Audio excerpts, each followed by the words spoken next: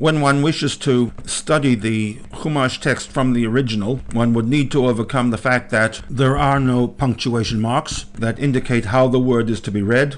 There is no separation of the text into segments that we now know as pasukim. All that we do have is the segmentation of text into paragraphs. A paragraph is indicated by leaving a blank space. The next paragraph begins on the following line, in this case, Vayom ha'asiri. The division of the texts into chapters, prakim, came about when the Jesuits, wishing to study the Chumash text, needed to be able to reference the text for scholarship purposes. And while in most cases the division into paragraphs followed the MaHaRAL division, there were some exceptions to the rules, such as the decision to join the making of the Chatzer with the identification of the roles that Itamar, Betzalel, and Nahaliav took, along with the audit of the raw materials. The subdivision according to the MaHaRAL places the segment with the Chatzer into Parshat Vayakhel, where it logically belongs, with the making of the menorah, the shulchan, and the aron with the kaporet,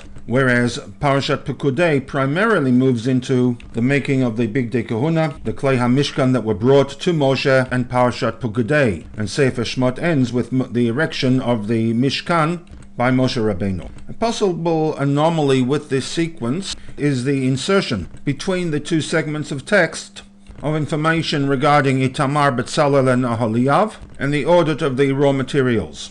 This is the question raised by the MaHaRAL Miprag in his commentary to Rashi, the Gur Aryeh, where Rashi introduces the concept of the Beit HaMikdash as an explanation for the double Mishkan. The MaHaRAL asks, or at least forewarns, Ve'im Tomar, should you ask, Umay inyano lekan, lichtov ze kan, why is this pasuk with the double Mishkan, and in fact the entire topic regarding the three individuals and the audit of raw materials mentioned here? V'lama lo katav ze b'chol ha'parsha shekadma. If anything, it should have come at the beginning of Parshat Vayakhel, and then moved on to the actual making of the Klei HaMishkan.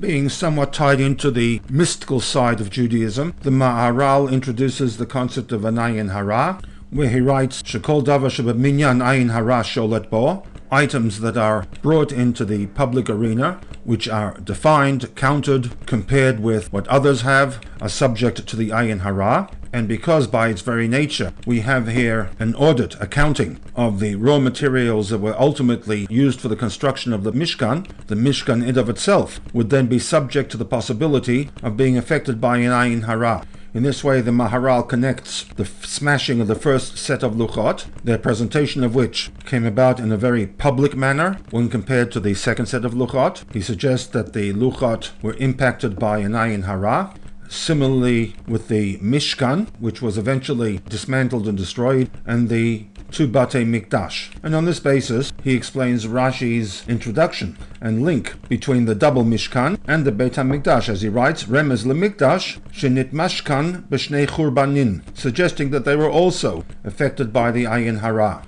The Rebbe in footnote number 1 argues that one need not rely on the approach of the MaHaRAL and his reliance upon the AYIN HaRAAH to link the Mishkan with the Batei Mikdash, but rather the insertion of this segment is a logical conclusion to the information that had been recorded previously, namely the collection of the raw materials, the weaving of the Mishkan's coverings, and the construction of the various Klei HaMishkan. Having completed the topic of the Mishkan, Rashi, in response to a textual anomaly where the word Mishkan is mentioned twice, extends the Mishkan concept into later generations, the two Batei Mikdash.